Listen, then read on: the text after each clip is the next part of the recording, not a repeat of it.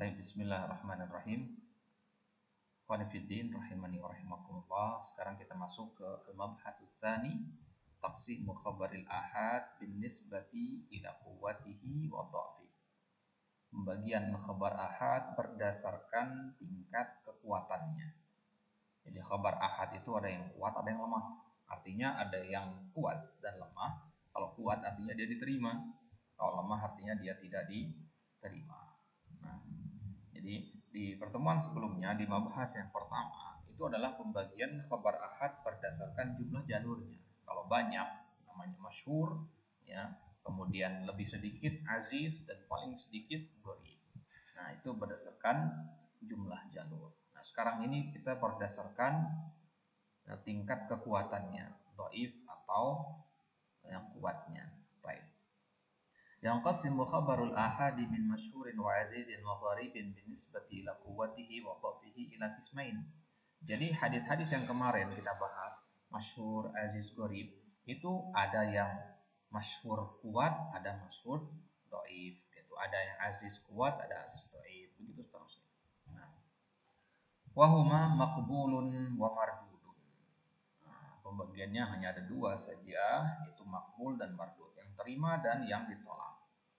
Nah, jadi makbul itu apa? Ma tarajjaha sidqul mukhbir bihi wa hukmuhu wujubul ihtijaj wal amali bih.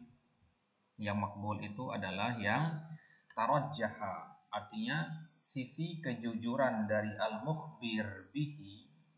Al-mukhbir bihi itu artinya perawinya. Sisi kejujuran perawinya itu lebih menonjol, lebih kuat. Nah, jadi kan kita menghukumi orang jujur apa tidak itu kan sangat relatif sebenarnya, ya, sangat relatif. Bisa jadi orang itu berbohong tapi kita menganggap dia jujur. Bisa jadi orang itu ya, orang yang jujur kita anggap dia pembohong. Nah, berarti di sini kalau ada seseorang terkenal di lingkungannya sebagai orang yang jujur, maka itulah yang dimaksud dengan tarajjaha, ya. Tarajjaha sidquhu, artinya lebih kuat sisi kejujurannya. Pernah nggak orang itu berbohong? Ya pasti pernah, ya, sekali dua kali, ya, tapi sisi jujurnya lebih dominan gitu. Nah, ini maksudnya tarajjaha. Maka tidak terang-terangan dikatakan makbul itu yang perawinya jujur, enggak ada manusia yang benar-benar 100% jujur, pasti ada saja otak kebohongannya. Nah, kalau kejujurannya lebih dominan daripada kebohongannya, maka khabar-khabar yang diriwayatkan itu hukumnya makbul, diterima. Apa maksudnya khabar yang makbul diterima? Kalau dikatakan ini hadisnya diterima, artinya wujubul ihtijaji bihi wal amali bihi. Wajib kita berhujjah dengannya dan mengamalkannya. Artinya kita pakai dia sebagai dalil. Nah, kemudian yang kedua mardudun. Mardudun artinya tertolak. Ya, mardud artinya tertolak. Berarti lawan dari makbul tadi. Malam yatarajjah sidqul mukhbir bihi. Artinya tidak dominan kejujuran perawinya. Ingat al-mukhbir bihi, ya, isim fa'il, itu maksudnya perawi.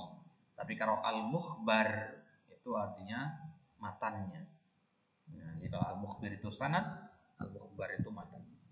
Wa hukmuhu annahu la yuhtajju bihi wa la yajibul amalu bihi. Kalau yang makbul itu wajib diamalkan dan wajib kita berhujjah dengannya, maka yang mardud ini tidak boleh kita berhujjah dengannya dan tidak wajib kita mengamalkannya. Walikullin minal makbuli wal mardudi aqsamun wa tafasilu. Masing-masing dari makbul dan mardud ini ada bagian-bagian dan perincian-perinciannya. Sa'adkuruha fi matlabaini mustaqillaini insyaallah ta'ala. Ya, masing-masing dari pembagian itu akan beliau sebutkan, kata pensyarah di sini, di dalam dua matlab yang terpisah. Ya, jadi ini mabahas, di bawah mabahas itu ada matlab. Matlab yang pertama sekarang. Al-matlabul awal al-khabarul maqbul wa fihi maqsidan. Al-maqsidul awal aqsamul maqbul, al-maqsidul tsani taqsimul maqbul ila ma'mulin bihi wa ghairi ma'mulin bihi. Nah, di matlab yang pertama ini kita ambil bagian yang pertama, yaitu khabar makbul.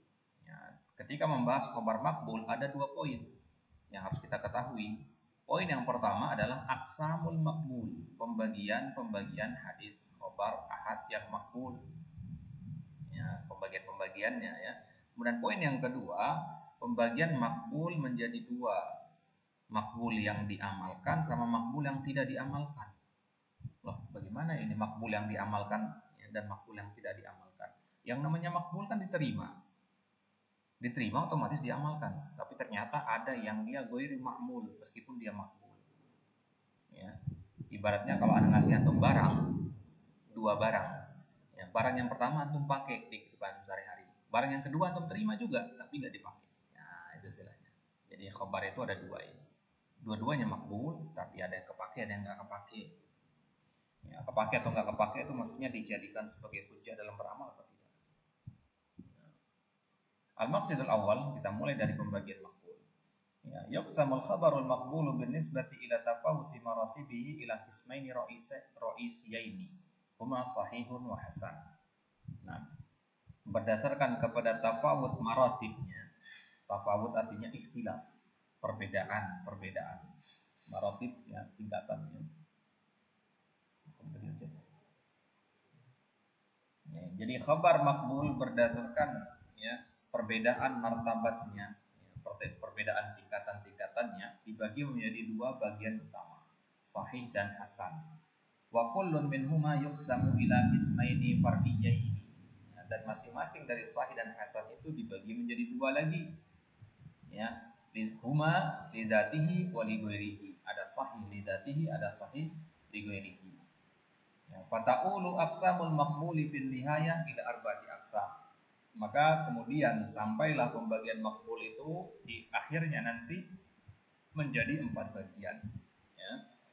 Ya, makbul itu ada 4 nanti. Sahihun lidzatihi, sahihun li ghairihi, hasanun lidzatihi dan hasanun li ghairihi. Nah, sekarang berarti untuk paham di sini sekarang. Ya, berarti yang dikatakan hadis sahih itu ahad apa mutawatir dia? Nah, ahad apa mutawatir jadi? Nah, kita lagi bahas ahad, masuk ke ahad dia. Nah, inilah anak katakan tadi untuk harus bikin cabangnya. Karena membagi pembagian berapa kali pecah tadi itu. Jadi pembagian ini ya, kalau antum pahami ini tadi jalurnya kemana, ini akan sangat-sangat ya apa istilahnya, sangat-sangat membantu antum untuk memahami isi kitab. Ya. Antum dikatakan paham pembahasan itu kalau antum bisa mundur atau maju. Sekarang ini antum minta antum mundur sekarang. Sahih lidzatihi. Kita nanti akan bahas sahih lidzatihi. Coba mundur ke belakang. Sahih lidzatihi ini apa bagian sebelumnya? Oh, ternyata bagian sebelumnya adalah ya sahih. Ya, sahih itu bagian dari khabar makbul. Nah, khabar makbul berdasarkan ya apa namanya? Tafawut martabatnya, tingkatannya. Nah, ini pentingnya. Ya. Ya, inilah ya selama Anda melihat kitab-kitab mustalahul hadis, baru di kitab ini saja Anda temukan ya pembagian yang sebagus ini. Kalau di kitab-kitab yang lain, atau misalkan baca syarah Baiquniyah misalkan, itu langsung jelaskan sahih itu apa, tanpa kita dijelaskan hubungan sahih dengan ahad dengan mutawatir itu bagaimana. Gitu. Ya, jadi kita kalau belajar hanya dengan Baiquniyah atau syarah Baiquniyah, kita akan berpikir oh sahih itu adalah ya suatu bagian yang tidak ada kaitannya dengan mutawatir dan ahad. Padahal sebenarnya sahih itu adalah ya bagian terperinci yang kecil dari ya khabar ahad dan khabar mutawatir. Jadi ada kaitannya semua itu. Nah, maka semua jenis hadis itu, misalkan nanti antum akan ketemu ada namanya hadis mu'dhal, ya, ada namanya hadis musahhaf, ya. Itu semua istilah pembagian hadis itu. Kalau ditanyakan apa hubungannya dengan hadis sahih, apakah sahih itu lebih umum darinya atau musahhaf yang lebih umum atau bagaimana? Nah, pasti semua itu ada perinciannya. Ya. Antum harus tahu menarik benang merahnya di mana. Baik. Jadi hadis yang makbul itu ada 4. Sahih lidzatihi, sahih li ghairihi, hasan lidzatihi, hasan li ghairihi. Jadi kalau ada ulama nanti mengatakan hadis ini sahih lidzatihi atau li ghairihi, maka wajib diterima. Atau dia katakan hasan, entah dia hasan lidzatihi atau hasan li ghairihi, maka wajib diterima. Nah, kenapa? Karena 4 bagian ini merupakan bagian dari hadis makbulatnya diterima. Wa ilaikal bahsu fi hadil aqsam tafsilan. Maka sekarang kita akan bahas satu persatu hadis yang 4 bagian ini. Sahih lidatihi dan sahih lighairihi, hasan lidatihi, hasan lighairihi. Yang pertama as-sahih. Kalau dikatakan as-sahih saja, itu maksudnya as-sahih lidatihi. Ya, kalau kita ngomong as-sahih. Tapi kalau ya yang dimaksud adalah hasan lighairihi, maka pasti ada istilahnya. Itu juga hasan. Kalau dikatakan ini hadis hasan, oh berarti hasan lidatihi. Paham ya? Apa pengertian hadis sahih atau sahih lidatihi? Secara bahasa, sahih itu adalah bidus sakim. As-sakim artinya al-marid. Misalkan ana tanya ke antum, hal anta marid? La, ana sahih. Artinya ma fi marad. Laisa fi nafsi maradun. Wa huwa haqiqatun fil ajsad majazun fil hadis wa sairil ma'ani. Nah, jadi sahih dan sakim itu kalau pada badan dia adalah makna hakiki. Nah, tapi kalau pada hadis dia makna majazi, kiasan saja.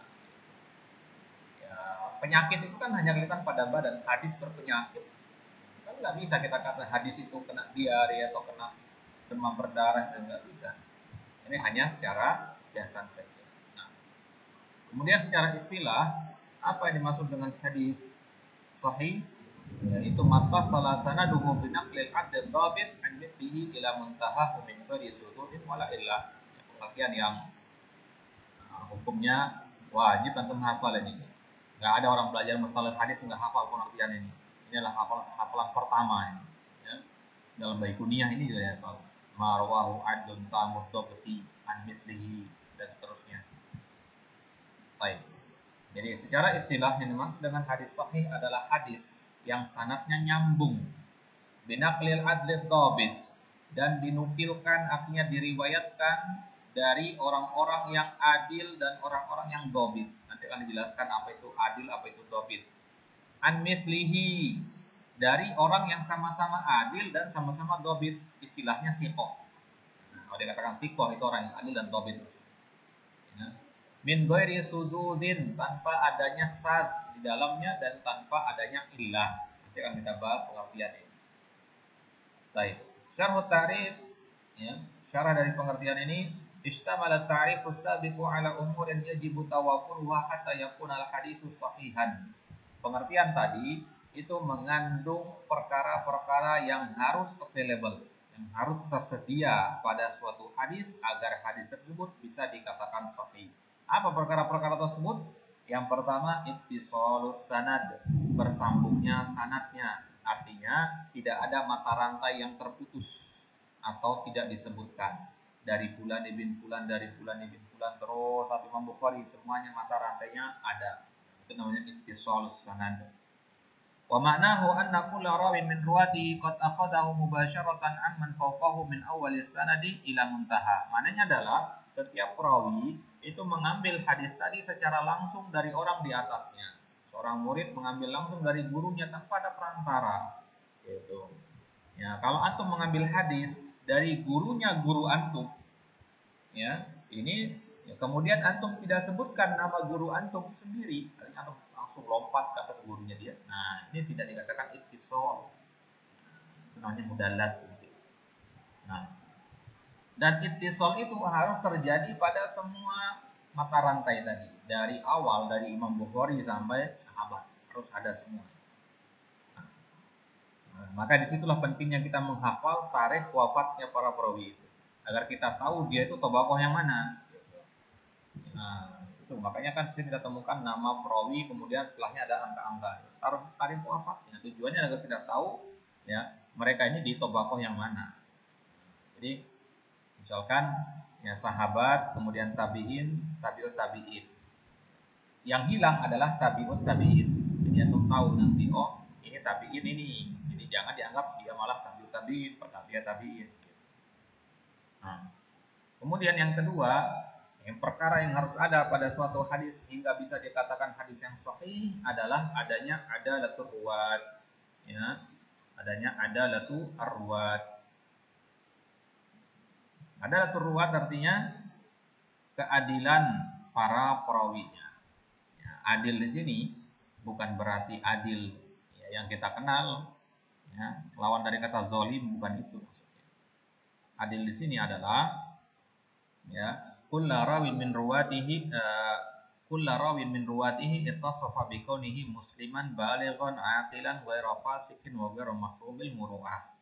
Ya, seorang dikatakan adil dalam ilmu, ya, ilmu hadis adalah dia yang pertama harus muslim, yang kedua dia harus baligh, yang ketiga harus akil, berakal, yang keempat dia harus bukan orang yang fasik, bukan orang yang terang-terangan melakukan maksiat ya, atau dosa besar, wa ghairu mahrumil muru'ah, dan bukan orang yang kurang wibawanya.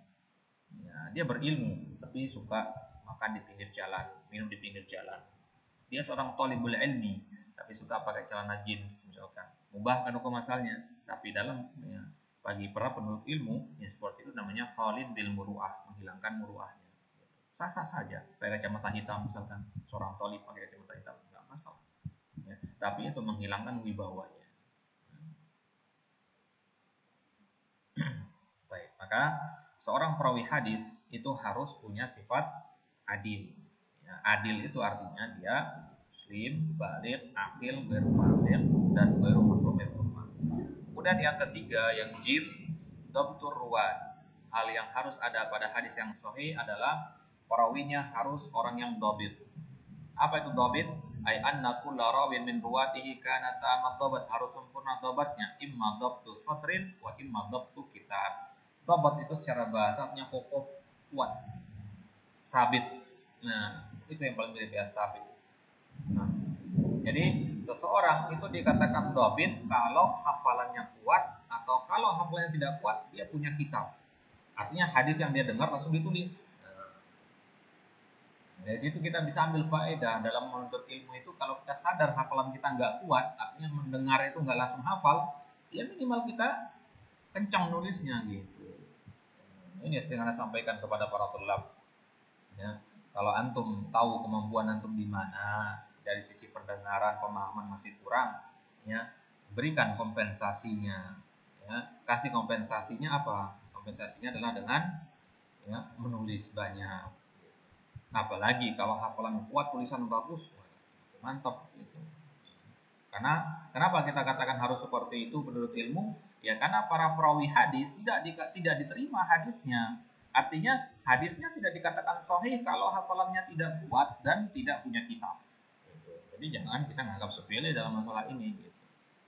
Nah, maka para ulama mengatakan kalau kita menghadiri suatu majelis ilmu, ya jadilah orang yang mampu merekam semua yang disampaikan, faedah yang disampaikan, atau orang yang mampu merekamnya dalam tulisannya. Jangan jadi orang yang ketiga. Bahasa kita sekarang jiping gitu ya, ngaji kuping, datang cuman modal pendengaran saja. Ya untuk orang awam ya boleh-boleh saja, tapi untuk penuntut ilmu nggak bisa. Kalau orang awam kan beda, dia hanya untuk dirinya sendiri. Kalau penuntut ilmu kan untuk umat nanti ke depannya. Maka gimana? Harus kokoh ilmu. Baik. Nah, ini kan tiga hal ini berarti pada sanad ini kan. Tadi nyambung sanadnya, perawinya. Perawi juga kan bagian dari sanad. Kemudian dia harus adil dan dhabit tadi. Ini berarti tiga syarat ini harus ada pada apa? Pada sanadnya. Sekarang syarat yang keempat, ada sudud, tidak terjadinya sudud. Apa itu sudud? Ai an la yakunal haditsu sadzan. Sudud itu adalah mukhalafatus thiqah liman huwa awsaqu minhu. Berselisihnya seorang perawi yang thiqah terhadap orang yang lebih thiqah dari. Jadi dia thiqah tapi menyelisih orang yang lebih thiqah dari. Misalkan ada asatizah kita di Indonesia yang ilmunya tidak kita ragukan lagi, tapi ada ucapannya yang menyelisihi ulama-ulama yang lebih besar dari dia. Ulama-ulama kita di Indonesia itu kan kalibernya ya, nasional gitu kan. Tapi kalau ulama-ulama di Arab Saudi sana itu kalibernya internasional. Nah, ulama-ulama nasional ini ucapan mereka menyelisih ulama yang internasional, ya ini namanya sad. Dalam perawiatan hadis yang seperti itu bisa melemahkan. Ya, perhatikan di sini. Ini sama-sama fikoh, apalagi kalau fikoh sama doi, jelas jauh gitu. Ya, sesama fikoh saja mengurangi kredibilitas hadis gitu kan. Ya, apalagi dengan orang yang doi. Kemudian yang kelima ada illah. Pada suatu hadis itu tidak boleh adanya illah. Apa itu illah? Illah secara bahasa artinya penyakit. Huruf illah artinya huruf yang berpenyakit. Ai an la yakunal haditsu ma'lulan. Suatu hadis yang berpenyakit artinya dia dikatakan maklul. Apa itu illah? Sababun ghamidun khafiyun yaqdahu fi sihhatil hadis. Suatu sebab yang ghamid, ya, yang samar, khafi, tersembunyi, yaqdah fi sihhatil hadis, dan memudaratkan sahihnya suatu hadis. Yaqdah itu artinya merusak kesempurnaannya atau mengurangi kredibilitasnya atau mencelakai kesahihannya. Itu namanya yaqdah.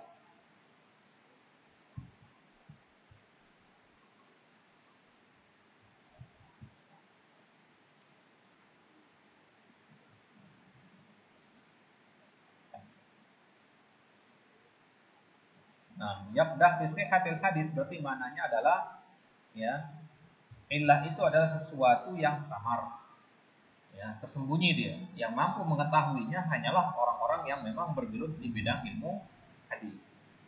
Nah, dan sebab yang samar ini mampu mengurangi kredibilitas suatu hadis. Ma'anna zahirnya hadis itu as-salamatu minhu. Zahirnya hadis itu baik-baik aja. Ya kayak antum sekarang misalkan, ya. Ya, kalau dari sudut pandang orang awam, fisika tuh sehat-sehat aja. Tapi dari sudut pandangnya orang dokter melihat antum, antum ini ada penyakitnya. Yang antum sendiri nggak sadari misalkan. Hanya orang-orang yang bergelut di bidang kesehatan yang tahu itu. Dan begitulah suatu hadis.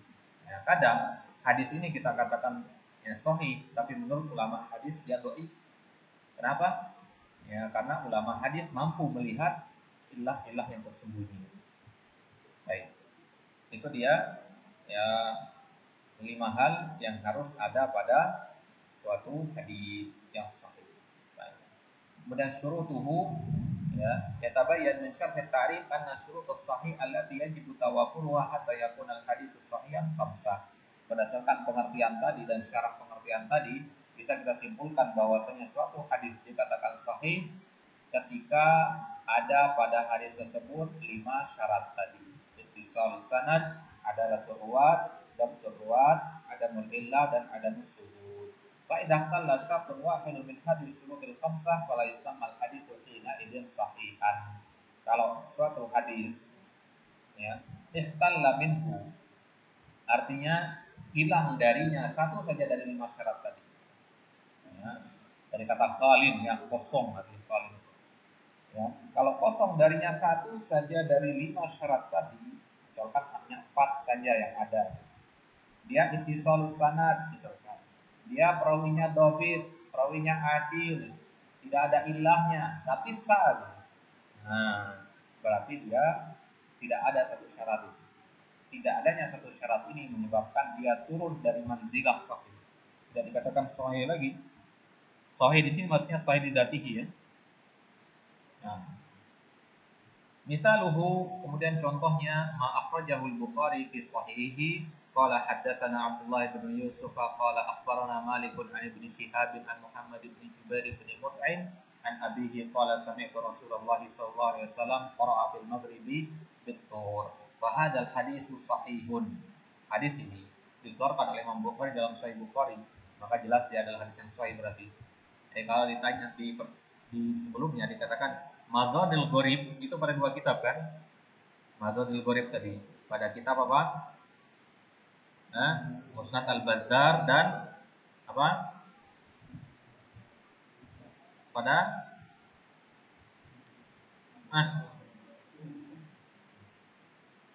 Musnad Al-Bazzar sama pada kitab Al-Mu'jam Al-Awsat karangannya Tabrani. Nah, di 2 kitab ini namanya Mazanul Gharib. Sudah kita bahas di pertemuan. Mazanul Gharib. Apa itu Mazanul Gharib?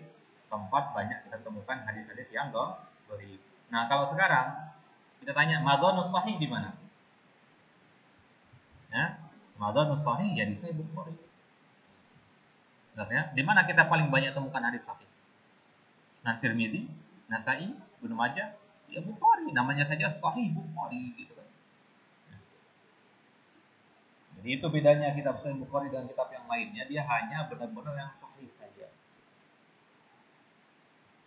Fahadzal hadisus sahihun. Hadis ini adalah hadis yang sahih. Kenapa? Karena memenuhi syarat yang 5 tadi. Yang pertama sanadnya muttasil, nyambung. Ya. Iz anna kulla rawin min ruwatihi sami'ahu min shaykhihi. Karena semua perawinya itu memang mendengar langsung dari gurunya. Wa amma an ana Malik wa Ibnu Syihab wa Ibnu Jubair fa mahmulatun ala ittisali annahum baru mudallisin. Nah, ini soalnya enggak usah dibahas dulu ini ya. Apa itu an-anah? An-anah itu ketika seorang perawi meriwayatkan hadis dari syekhnya dengan lafaz an. An, ya. An Abi Hurairah, an fulan bin fulan, an fulan bin fulan. Nah, itu namanya an-anah namanya.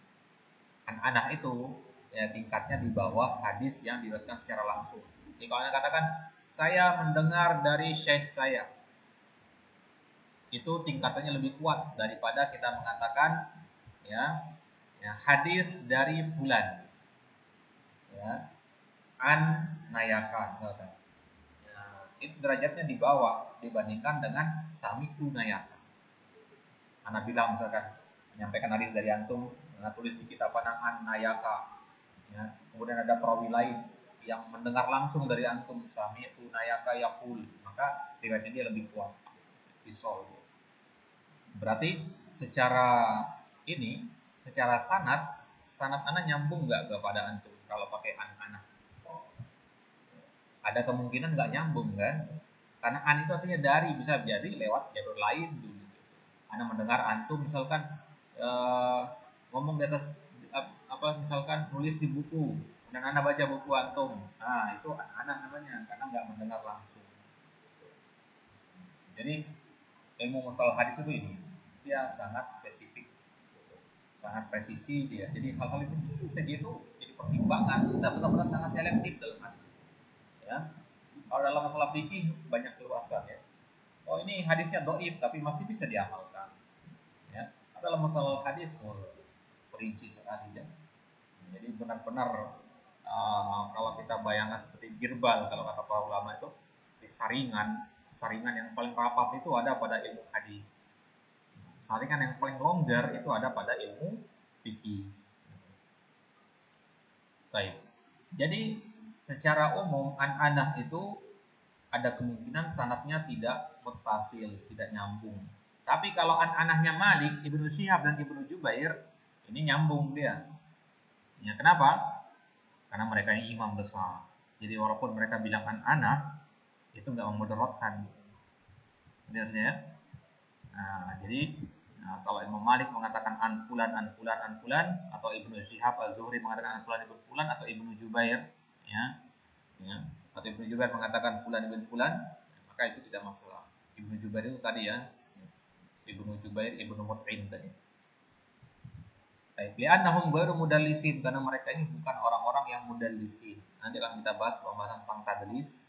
Mudallis itu orang yang menyembunyikan dari siapa dia mendengar hadis. Misalkan ya, antum mendengar suatu hadis dari Ustaz Firanda. Antum sampaikan ke anak. Ya. Antum sampaikan ke anak. Kemudian anak ketika meriwayatkan itu, anak enggak sebut nama antum. Tapi anak langsung sebut Ustaz Firanda. Kenapa? Karena antum enggak terkenal dibandingkan dengan Ustaz Firanda. Nah, ini namanya berarti namanya mudallis. Mudallis itu menyembunyikan. Imam Malik, Imam Zuhri, kemudian siapa tadi? Jubair bin Mut'im tadi itu bukan termasuk orang-orang yang mudallis. Ya, maka riwayat mereka walaupun menggunakan an itu tetap dianggap nyambung meskipun tidak menggunakan kata sami'tu. Baik. Kemudian ba dan jim, apa alasan hadis tadi itu ada termasuk hadis yang sahih? Wali an arwatahu udulun dhabitun. Karena para perawinya adil-adil dan dhabit semua. Wa hadhi awsafuhum inda ulama al-jarh wa ta'dil. Coba sekarang kita teliti satu persatu para perawinya. Ya. Menurut ulama-ulama jarah wa ta'dil, ya, ulama jarah wa ta'dil itu artinya ulama-ulama yang mereka itu spesialisasinya di bidang ya menentukan derajat perawi. Ya, setelah mereka meneliti kitab sejarah sebagainya, ya, penukilan berita-berita, mereka menyimpulkan oh ini sikoh, ini tidak sikoh. Nah, itu namanya ada ilmu dalam ilmu hadis namanya ilmu jarah wa ta'dil. Baik. Kita teliti satu persatu sekarang. Ulama jarh wa ta'dil, imam mereka adalah Imam Az-Zahabi. Ya. Jadi Imam Az-Zahabi kalau menjarah atau mentadil seseorang, maka jarahnya dia lebih dikedepankan daripada jarah ulama-ulama yang lain. Ya. Jarah ta'dilnya Imam Az-Zahabi. Baik. Jadi Imam Az-Zahabi atau ulama-ulama jarh wa ta'dil yang lain, mereka meneliti 5 perawi sanad ini. Ya, yang pertama adalah Abdullah bin Yusuf. Abdullah bin Yusuf ini adalah seorang thiqah, mutqin. Kemudian yang kedua Malik bin Anas. Ya, Malik bin Anas ini gunungnya ilmu ini, nggak perlu diteliti dia adalah imamun hafizun. Ya, siapa yang tidak kenal Imam Malik, ya kan? Bukan Anas bin Malik ya, Anas bin Malik sahabat. Ini Malik bin Anas, ini Imam Malik, yang pemilik mazhab Maliki, pendiri mazhab Maliki. Kemudian Ibnu Syihab Az-Zuhri, Imam Az-Zuhri, siapa yang tidak kenal dengan Imam Az-Zuhri? Dia seorang faqih, hafiz, wattafaqun ala jalalatihi wa itqanihi. Ulama sepakat bahwasanya dia adalah orang yang mungkin hafalannya.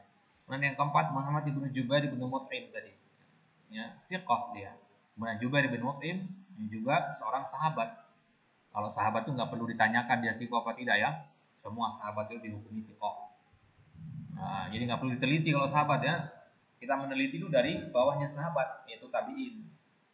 Makanya dikatakan situ sahabi, nggak dikatakan siqah atau tidak siqah, karena pasti semua sahabat itu adalah siqah. Ya, semuanya siqah. Nah, jadi kesimpulan kita dari 5 perawi tadi ada yang bermasalah nggak? Nggak ada, aman semua. Bahkan tokoh-tokoh besar semua di situ kan. Ya, imam di situ ada berapa imam di situ? Imam Malik, Ibnu Syihab sama Abdullah bin Yusuf imam-imam semua. Ada sahabat juga di situ. Berarti dari sisi perawinya nggak ada masalah. Mereka semua adalah perawi yang adil, perawi yang dhabit. Baik. Kemudian yang dal wali annahu berusad, hadis tersebut tidak menyelisihi hadis yang lebih kuat. Idlam yu'aridhu ma huwa aqwa minhu. Ya. Ya, hadisnya tidak menyelisihi hadis yang lebih kuat. Baik. Kemudian yang terakhir wali annahu laisa fihi illatun min al-ilal. Tidak ada illah yang menyebabkan dia itu adalah hadis yang bermasalah, tidak berpenyakit dia. Kemudian apa hukumnya? Wa hukmuhu wujubul amali bihi bi ijma'i ahli hadis. Ya wajib diamalkan berdasarkan ijma' ahlul hadis. Kalau ada orang mengatakan hadis sahih itu tidak wajib diamalkan, wah, perlu diperiksa itu otaknya itu. Ya, hadis sahih itu harus diamalkan, artinya wajib kita terima. Maka ini uniknya ya orang-orang yang ya, ketika mendengar ya misalkan hukum rokok, rokok itu atau bid'ah, misalkan bid'ah itu berdasarkan hadis yang sahih, ya haram, terlarang gitu. Kalau sudah dikatakan berdasarkan hadis yang sahih, seharusnya jangan cari-cari pembenaran lagi. Ya, maka kalau ada orang yang mencari-cari pembenaran, mencoba berkelit pada hadisnya sudah jelas-jelas sahih, nah ini ya, bisa dipastikan dia adalah orang yang tidak menghormati keotentikan suatu hadis. Jadi bagi dia tuh sahih apa tidak nggak masalah. Ya, selama ya mendukung hawa nafsunya. Maka ini diantara keutamaan kita belajar hadis itu. Jadinya ketika mendengar hadis yang sahih, wah kita langsung merasa ini harus diterima berarti. Ya. Katakanlah kita misalkan, ya kita adalah orang yang suka melakukan suatu kebid'ahan misalkan, karena nggak tahu dalilnya, ya merasa diri bahwasanya bid'ah yang kita lakukan adalah bid'ah yang benar gitu. Kita nggak menganggap itu bid'ah, tapi ternyata ada dai yang ngasih tahu kepada kita berdasarkan hadis yang sahih ini adalah bid'ah. Wah, langsung kita berpikir di situ, pasti harus tinggalkan. Nggak ada debat, nggak ada apa, karena sudah dikatakan itu hadis yang sahih. Gitu. Di situ letaknya. Ya, keutamaan belajar ilmu hadis itu. Makanya kata para ulama, man ta'allamal haditsa qawiyat hujjatu. Ya, barang siapa belajar hadis maka akan kuat hujahnya. Artinya nggak bisa digoncang dari sisi manapun. Kalau seorang sudah mengatakan hadis ini sahih, nggak bisa digoncang. Artinya nggak bisa dibantah lagi. Oh, Nabi sudah mengatakan sahih, mau antum apakan, saya antum amalkan. Baik. Wa man yu'taddu bihi minal usulin wal fuqaha fa huwa hujjatun min hujjati syara' la yas'ul muslima tarkul amali bih. Nah itu dia. Nah, jadi ini wajib diamalkan berdasarkan ijma'nya para ahli hadis, juga berdasarkan ijma'nya para ulama usuliyin, ulama fuqaha juga begitu. Jadi erat kaitan antara ilmu hadis, ilmu usul fikih dan ilmu fikih. Ya, maka ya kalau mereka ahlul hadis mengatakan wajib diamalkan, ulama usul fikih juga pasti mengatakan begitu. Ulama hadis juga, ulama fikih juga mengatakan seperti itu. Nah, maka dia adalah hujah yang harus diamalkan. Tidak boleh seorang muslim, tidak ada kesempatan bagi seorang muslim untuk meninggalkan pengamalan hadis tersebut. Baik. Kemudian ya ada suatu istilah sekarang, al muradu bi qaulihim hada haditsun sahihun aw hada haditsun ghairu sahih. Ketika seorang ulama mengatakan hadis sahih sama hadis ghairu sahih. Apa maksudnya? Ya, yang pertama, al-muradu bi qaulihim hadza haditsun sahih anna syurutal khamsata sabiqata qad tahaqqaqat fi. Dikatakan hadis itu hadis sahih adalah kalau 5 syarat tadi ya terrealisasi di dalam hadis tersebut. 5 syarat itu ada semua, ittisalus sanad, kemudian adalatul ruwat, dhabtur ruwat dan seterusnya itu ada pada hadis tersebut. La annahu maqtu'un bi sihhatihi fi nafsil amr li jawazil khata'i wan nisyan ala thiqah. Perhatikan di sini.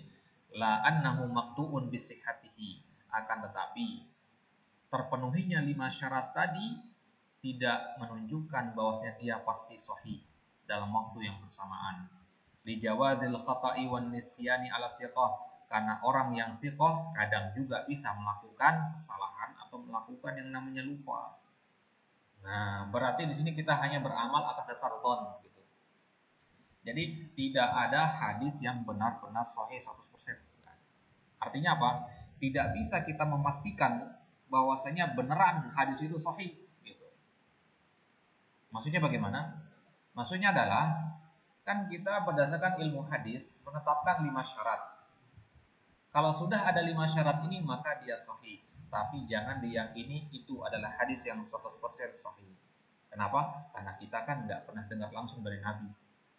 Kalau Nabi langsung sekarang ngomong begitu di depan kita sekarang baru kita katakan 100% sahih gitu. Nah, ini kita ngomong masalah suatu ucapan yang melewati jarak 1400 tahun lamanya dari zaman Nabi gitu. Ya, 1400 tahun berapa kali distorsi ya, berapa kali melewati lisan orang di situ. Berapa kali bisa terjadi kemungkinan penambahan pengurangan di situ. Nah, maka tidak ada jaminan 100% Nabi pernah mengucapkan hal itu. Nah, maka tidak boleh kita memastikan dia adalah suatu hadis yang sahih. Tapi ketika kita mengatakan ini hadis yang sahih, artinya berdasarkan ilmu masalah hadis dia sahih. Gitu. Ini harus diyakini ya. Nah, ini bukan berarti kita menurunkan derajat hadis sahih, tidak. Ini adalah untuk membedakannya dengan Al-Quran. Kalau Al-Quran kan 100% kita terima dia. Ada keraguan-raguan, nggak perlu teliti sanadnya kalau Al-Quran gitu. Karena Allah sendiri yang menjaganya. Kalau hadis kan tidak ada jaminan penjagaan dari Allah. Ya, inna nahnu nazzalna dzikra itu hanya Al-Qur'an masuknya, tidak sunnah juga. Baik. Ya, maka berdasarkan apa yang kita pelajari kita katakan hadis sahih, artinya berdasarkan kaidah-kaidah yang sudah kita ketahui dia itu memenuhi syarat yang 5. Wal muradu bi qaulihim hadza haditsun ghairu sahih. Kemudian kalau dikatakan ada hadis itu tidak sahih, ya, apa maksudnya hadis tidak sahih? Annahu lam tatahaqqaq fihi syurutus sihhatil khamsati sabiqah kulluha aw ba'duha. Artinya salah satu dari 5 syarat itu tidak terrealisasi pada hadis tersebut atau seluruhnya tidak ada. La annahu kadzibun fi nafsil amr, bukan berarti ya hadis tersebut adalah hadis yang ya pendusta semua isi orang-orangnya. Nah, uniknya begini ya. Mungkin nanti antum akan kenapa ini perlu disampaikan di sini? Nanti antum akan temukan ada sanad imam-imam besar semua, tapi kok dikatakan ghairu sahih gitu. Artinya dari sisi sanadnya, dari sisi mereka para imam nggak ada masalah. Tapi dari sisi yang lain ada sadnya, ada ilahnya gitu. Nah, jadi bukan berarti hadis yang ghairu sahih itu harus langsung ditinggalkan. Ya. Nah, maka dalam ilmu hadis ini sebenarnya tidak ada sesuatu yang benar-benar 100% sahih, tidak ada juga hadis yang benar-benar 100% ya dhaif. Nah, kecuali harus kita meneliti lebih lanjut. Li jawazi isabati man huwa katsirul khata. Karena orang yang banyak melakukan kesalahan, perawi yang banyak melakukan kesalahan bisa jadi juga dia sekali waktu benar gitu. Ada seorang pendusta ya, setiap dia meriwayatkan hadis, hadisnya pasti hasil pendustaannya dia. Tapi suatu ketika tobat dia. Nah, dari 500 hadis yang diriwayatkan, satu dia tobatnya. Nah, ternyata satu inilah yang benar gitu. Artinya ada persentase kemungkinan benarnya. Nah, jadi selama ada kemungkinan benarnya, ya tidak boleh kita memukul ya rata bahwasanya dia adalah seorang pendusta. Baik. Kemudian hal yujzamu fi isnadin annahu asahul asani di mutlaqan, boleh enggak kita menjazam, memastikan bahwasanya ini sanad yang ini adalah sanad yang paling sahih. Misalkan kita melihat sanad nih, perawinya imam-imam besar semua. Boleh enggak kita katakan sanad ini adalah sanad yang paling sahih? Nah, dikatakan situ al-mukhtar, artinya pendapat yang dipilih. Ya, ini dalam ya jumhur, maksudnya ya, pandangan jumhur mengatakan bahwasanya la yujzamu fi isnadin annahu asahul asanidi mutlaqan. Tidak boleh kita menjazam, memastikan bahwasanya suatu sanad itu adalah suatu sanad yang paling sahih secara mutlak. Ya, artinya dia sanad yang paling bersih, ya, enggak boleh. Limadha? Li'anna tafawuta maratibis sihah mabniun ala tamakkunil isnadi min syurutis sihah. Perhatikan baik-baik. Li'anna tafawuta, karena perbedaan tingkatan-tingkatan hadis sahih itu mabniun, dibangun di atas tamakkunil isnad, di atas tamakkun. Tamakkun artinya kemungkinan sanad tersebut untuk menerima syarat-syarat hadis yang sahih. Nah, jadi gini, ini agak mendalam sedikit di sini ya. Kenapa kita tidak boleh memastikan atau mengatakan bahwasanya hadis ini adalah sanad yang paling sahih atau sanad yang ini sanad yang paling bersih? Karena bagi kita ketika kita mengatakan sanad ini yang paling sahih, kemudian ulama yang lain mengatakan sanad yang B yang paling sahih, ulama yang lain lagi mengatakan sanad yang C yang paling sahih. Ya, perbedaan ya ucapan itu timbul dari tamakkun al-isnad min syurutis sihah. Apa itu tamakkun al-isnad?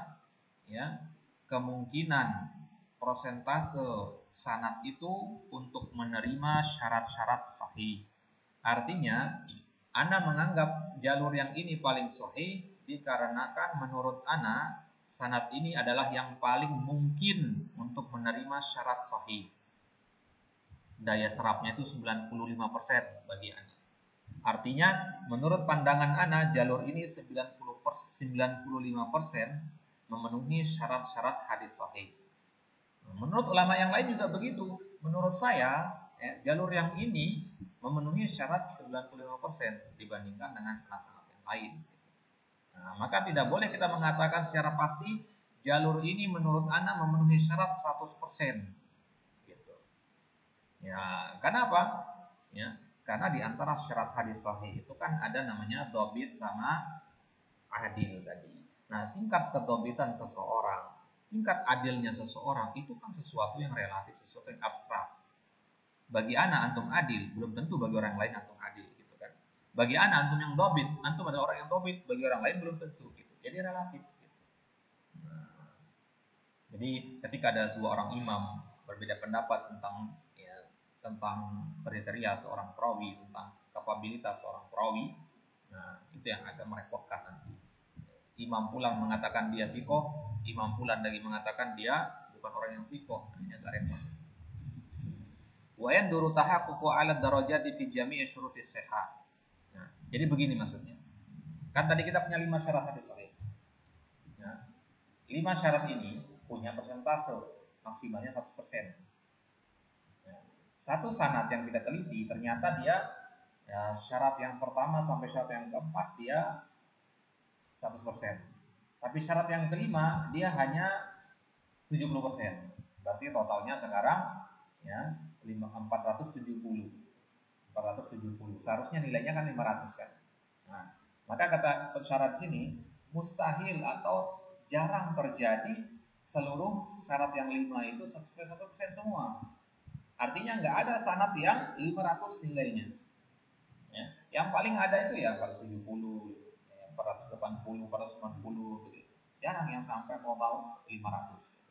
Nah, maka ketika Anda mengatakan ini adalah sanad yang paling sahih, artinya menurut Anda ya itu di bawah 500. Ya. Sekarang menurut Anda 400 itu sudah jumlah yang besar. Ya, sedangkan bagi antum 400 itu kecil, bagi anda di atas 450 ke atas baru besar, gitu kan? Nah, maka satu relatif sekali gitu. Bagi antum itu sanad yang sahih, bagi anda belum tentu. Gitu. Fal aula al imsak wa anil hukmi li isnadin bi annahu asal asani di mutlaqan. Maka yang paling utama di sini adalah kita imsak, tawakuf maksudnya. Ya, al imsak di sini maksudnya adalah tawakuf. Ya, ini sikap kita yang benar. Artinya kita tidak menghukumi bahwasanya dia adalah sanad yang paling sahih secara mutlak. Secara mutlak ya, kalau kita katakan seluruh sanad yang ada dalam kitab-kitab hadis ini yang paling sahih, itu yang nggak boleh. Tapi kalau kita katakan begini, ini adalah sanad yang paling sahih dari Imam Bukhari, boleh. Ya, paham ya? Jadi nggak mutlak lagi sekarang, muqayyad dia. Jadi yang nggak boleh itu yang mutlak. Nah, wa ma dzalika faqat nukila an ba'dil a'immah al-qaulu fi as-sahih asanid. Makanya kita dapati sebagian imam mengatakan, misalkan Imam Mazuri mengatakan sanad ini paling sahih. Nah, kalau beliau mengatakan begitu, itu maksudnya pasti bukan secara keseluruhan sanad, ya, berdasarkan hadis tertentu atau syarat-syarat tertentu gitu. Ya, relatif gitu. Nah, wa zahir anna kulla imamin rajjaha ma qawiya indahu. Zahirnya adalah faktanya dalam kitab-kitab para ulama, setiap imam yang menguatkan apa yang kuat menurut dia. Menurut anak ini yang sahih, itu yang anak kuatkan. Menurut antum ini yang sahih, ya, beda-beda gitu. Nah, amin tilkal aqwal anna as-sahhaha, di antara ucapan-ucapan para ulama, apa saja hadis-hadis yang sanad yang paling sahih atau sanad yang mana yang paling sahih, ya, yaitu Az-Zuhri an Salim an Abihi, ruya dzalika Ishaq bin Rahuyah wa Ahmad. Ya. Jadi bagaimana cara membacanya ini? Jadi Ishaq ibn Rahuyah dan Imam Ahmad, menurut mereka berdua ini, sanad yang paling sahih adalah sanadnya Imam Zuhri dari Salim dari bapaknya. Ya, gitu dia. Jadi bagi beliau Az-Zuhri dari Salim dari bapaknya itu adalah sanad yang paling sahih. Kemudian yang sanad yang paling sahih yaitu ya menurut Ibnul Madini dan Al-Fallas. Ya, dua orang ini menganggap sanad yang paling sahih itu adalah sanad dari Ibnu Sirin, dari Abidah, dari Ali bin Abi Thalib. Ali bin Abi Thalib. Ya, kemudian ya yang ketiga, yang pertama tadi pendapatnya Ahmad dan Ishaq bin Rahuyah. Ada yang membaca Rohaweh boleh, ada yang membaca Rahuyah boleh. Ya, yang Mbak tadi pendapatnya Al-Falas dan Ibnul Madini. Nah, yang ketiga, sanad yang paling sahih versinya siapa? Menurut siapa? Menurut Yahya ibnu Ma'in. Ya, menurut Yahya ibnu Ma'in. Menurut beliau, ya, sanad yang paling sahih itu adalah A'mash Ibrahim Al-Qamah dari Abdullah. Ya, Abdullah di sini maksudnya Abdullah bin Mas'ud. Nah, ini sanadnya Imam Bukhari juga dia. Kemudian yang dal itu menurut Abu Bakar ibnu Abi Syaibah. Menurut Abu Bakar ibnu Abi Syaibah, sanad yang paling sahih itu adalah sanad dari Az-Zuhri meriwayatkan dari Ali bin Husain. Ali bin Husain ini cicitnya Nabi ya. Ya, jadi ya apa? Nah, Nabi ya. Ali itu anak dari Husain, Husain anak dari Ali gitu. Ali bin Abi Thalib. An abihi an Ali bin Abi Thalib. Baik. Kemudian yang ya itu versinya Imam Bukhari. Nah, ini saja Anda hafalkan ya, karena Imam Bukhari yang paling terkenal di sini kan. Kalau versinya Imam Bukhari, sanad yang paling sahih itu adalah sanad Malik dari Nafi dari Ibnu Umar. Nah, ini Imam Bukhari menamakannya dengan nama silsilah az-zahabiyah, rantai emas dalamnya. Ya. Jadi Imam Bukhari kan punya sanad-sanad yang lain, rantai-rantai yang lain, tapi ini adalah mata rantai paling bagus. Ini adalah mata rantai paling kokoh, paling bersih dari karat, paling bagus, paling terbuat dari emas gitu. Kalau mata rantai yang lain kokoh, tapi yang ini dari emas ini harganya lebih mahal gitu. Kenapa? Karena tiga orang ini adalah ulama-ulama besar semua. Imam Malik dari Imam Nafi dari Ibnu Umar. Ibnu Umar ini kan salah satu dari Abadillah al-Arba'ah, ya, dari termasuk apa namanya, murid dari senior di kalangan para sahabat. Ya, jadi kan bapaknya Ibnu Umar kan Umar. Dia adalah muridnya, murid sekaligus anak dari Umar. Jadi Ibnu Umar adalah salah seorang dari 4 ulamanya para sahabat. Ya, meriwayatkan kepada Nafi. Nafi ini imam besar di zaman tabi'in. Nah, Nafi meriwayatkan kepada Malik. Malik imam mazhab, nggak diragukan lagi. Jadi dari imam kepada imam kepada imam. Ya, udah ini udah rata-rata yang sangat bagus. Maka kata Imam Bukhari, nggak ada sanad yang lebih baik dari ini. Ya, nggak ada. Karena biasanya ya sanad itu ada nanti emas emas perak emas gitu. Kalau ini emas emas semua. Kemudian mahwa awwalu musannafin fis sahihil mujarrad, apa karya tulis yang hanya mengumpulkan hadis sahih saja yang pertama kali disusun, yaitu awwalu musannafin fis sahihil mujarrad sahihul Bukhari. Yang pertama kali tulis adalah Sahih Al-Bukhari. Imam Bukhari yang pertama kali mengumpulkan hadis-hadis sahih. Jadi sebelumnya para ulama punya kitab-kitab hadis, tapi ya dicampur aduk antara hadis yang sahih dengan hadis yang hasan, hadis yang dhaif dan sebagainya. Baru kemudian setelah Sahih Bukhari, Sahih Muslim. Wahuma asahul kutubi ba'dal Quran. Dan kedua ini adalah kitab yang paling sahih setelah Al-Quran. Waqad ajma'atil ummatu ala talaqi kitabaihima bil qabul. Dan umat sepakat untuk menerima ya, dua kitab ini. Ya, jadi nggak ada kaum muslimin yang menolak Sahih Bukhari dan Sahih Muslim. Ayyuhuma asah. Nah, yang mana yang paling sahih? Sahih Bukhari atau Sahih Muslim? Ini perdebatan yang panjang sampai sekarang ini belum ada titik temunya. Ya. Bahkan sampai ada kitab sendiri yang membahas tentang ya, mana yang lebih sahih, ya, Sahih Bukhari atau Sahih Muslim. Nah, pendapat yang pertama mengatakan wal Bukhari asahuhuma wa aktharuhuma fawaida. Ya, Imam Bukhari, Sahih Bukhari itu yang lebih sahih dan lebih banyak faedahnya. Wadzalika li anna ahadits al-Bukhari asyaddu ittisalan wa awthaqu rijalan. Kenapa? Karena hadis-hadisnya Imam Bukhari itu lebih ittisal, lebih erat sambungannya dan lebih kokoh para perawinya.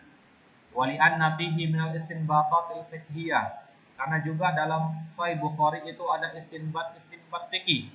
Wan nukatil hukmiyah malaysa bi Sahih Muslim. Dan ada poin-poin hukum yang tidak ada pada Sahih Muslim. Jadi ada catatan-catatan sedikit dari Imam Bukhari. Ya, jadi Sahih Bukhari itu tidak hanya kumpulan hadis, tapi juga ada keterangan dari Imam Bukhari yang berkaitan dengan hukum-hukum fikih. Itu yang tidak ada pada Sahih Muslim. Wahada hada wa qawlu Sahih Bukhari asahha min Sahih Muslim innama huwa bi'tibari majmu' wa illa faqad yujadu ba'dul ahadits fi Muslim aqwa min ba'dil ahadits fi Bukhari. Ini ucapan yang barusan itu berdasarkan globalnya, berdasarkan hadis-hadis Sahih Bukhari secara umum. Tapi kalau kita melihat satu persatu hadis yang Sahih Bukhari, ada beberapa hadis di Sahih Bukhari itu yang lebih lemah daripada hadis yang ada Sahih Muslim. Gitu maksudnya. Jadi intinya adalah berdasarkan keseluruhannya. Keseluruhan hadis Sahih Bukhari lebih sahih dibandingkan keseluruhan hadis Sahih Muslim. Tapi kalau kita teliti satu persatu, ada hadis Sahih Bukhari yang lebih lemah daripada Sahih Muslim. Nah,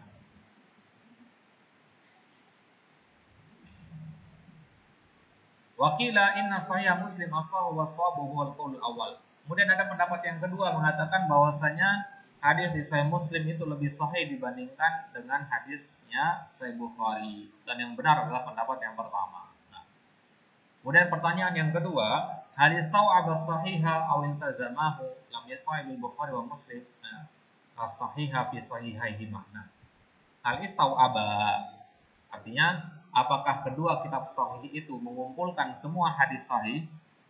Apakah semua hadis sahih yang pernah diucapkan oleh Nabi itu ada dalam Sahih Bukhari dan Sahih Muslim? Ya, maka kita katakan tidak. Tidak semua hadis sahih itu ada dalam Sahih Bukhari dan Sahih Muslim. Ya. Waqad qala al-Bukhari, ya, kata beliau, ma adkhaltu fi kitabi al-jami' illa ma sahha wa taraktu min as-sihahi ya li halid tul. Ya. Nah, kata beliau, saya kumpulkan, saya masukkan dalam kitab ini hanya hadis-hadis yang sahih saja. Tapi banyak juga hadis sahih lain yang tidak saya masukkan ke sini. Kenapa? Karena kepanjangan. Jadi ada hadis sahih yang lain yang Imam Bukhari tahu tapi nggak boleh tulis.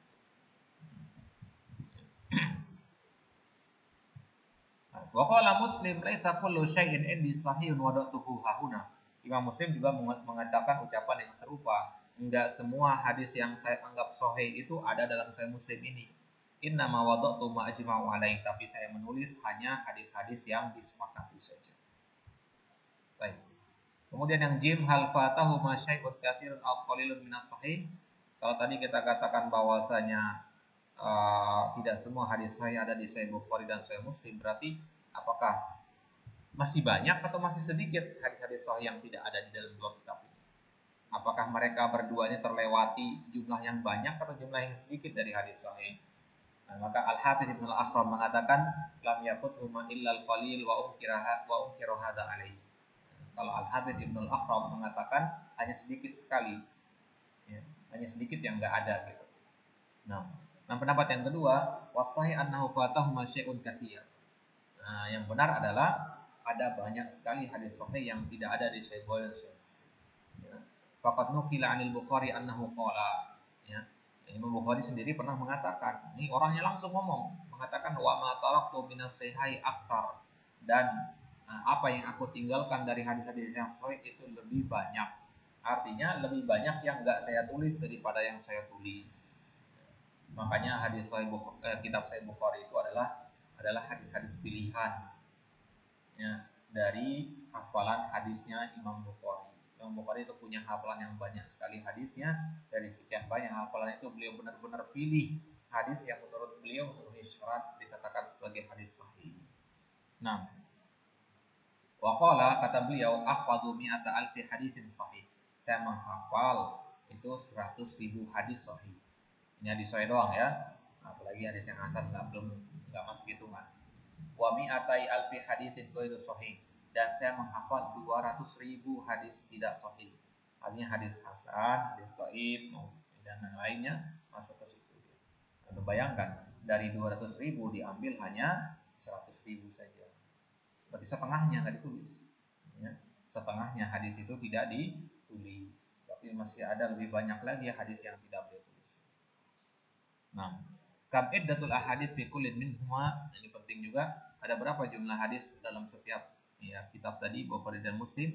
Kalau di kitab Bukhari, jumlatu ma fihi sab'atu alafin wa mi'atan wa khamsa wa sab'una hadisan bil mukarrarah wa bi hasbil mukarrarah arba'atu alaf. Nah, kalau dalam Sahih Bukhari jumlah hadisnya adalah sab'atu alaf, 7.000, wa mi'atan 200, wa khamsatun wa sab'un 75 hadis, 7.275 hadis dalam Sahih Bukhari. Itu kalau dihitung beserta hadis yang berulang. Satu hadis dihitung satu hadis diulang 2 atau 3 kali, maka dihitung 3 gitu. Kalau dihitungnya sebagai 3 hadis dihitung 1, maka jumlahnya ada 4.000 hadis. Dari 7.000 menjadi 4.000 hadis. Kemudian pada Sahih Muslim jumlatu ma fihi 12 alfan bil mukarrarah. Jumlahnya kalau berulang jumlahnya adalah 12.000 hadis. 12.000 hadis. Wa bihasbil mukarrar nahwu arba'ata alaf. Tapi kalau dikurangi yang berulang maka totalnya menjadi 4.000 hadis. Nah, itu bedanya ya. Jadi kalau Sahih Bukhari itu lebih sedikit, berarti 7.000. Sahih Muslim 12.000. Aina najidu baqiyatul hadis as-sahih allati fatat al-Bukhari wa Muslim. Sekarang pertanyaannya, kalau ada banyak hadis sahih yang tidak ada di Sahih Bukhari dan Sahih Muslim, di mana kita cari yang sisanya itu? Kita carinya fil kutubil mu'tamadah al-masyhurah ka Sahih Ibnu Khuzaimah, misalkan di kitab Sahih Ibnu Khuzaimah. Kemudian di kitab Sahih Ibnu Hibban. Kalau judul kitabnya ada kata sahih di depannya, berarti penulis berusaha mengumpulkan hadis-hadis sahih di situ.